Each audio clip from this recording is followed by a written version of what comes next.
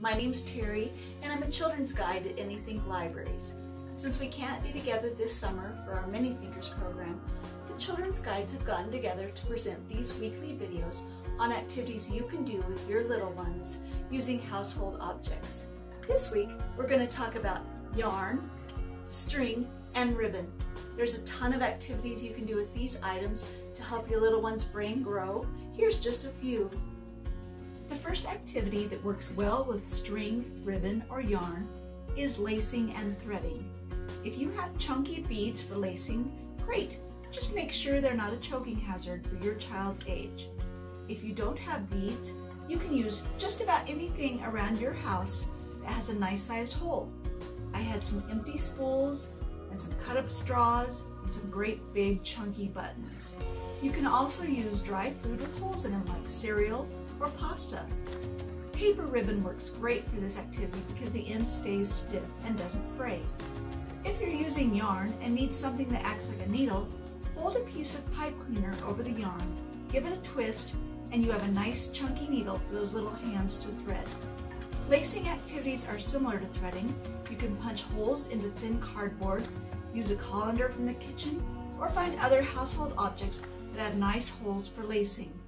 This activity is super for developing your little one's fine motor skills, which becomes so important when it's time to write or cut. The second activity that works well with string, ribbon, or yarn is making a big play maze. I just used yarn and removable tape to make this maze in my hallway. I included obstacles that little ones can go over and under.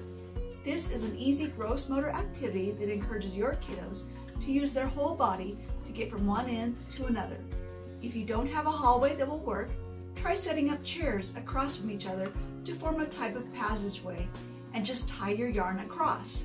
Using gross motor skills improves actual brain function by helping nerve cells to multiply, which creates more connections for learning. The third activity that I wanted to show you today is using string, ribbon, or yarn to measure objects. Measure out a length of string with your child. It could be the length of their arm or the length of their favorite toy, or it may measure how tall they are. Take that piece of string around your home and ask your child if they think anything else is the same length. Then compare the two.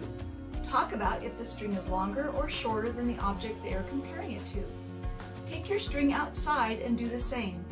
It may sound super simple, but this activity boosts your child's vocabulary by introducing new words like measure and compare.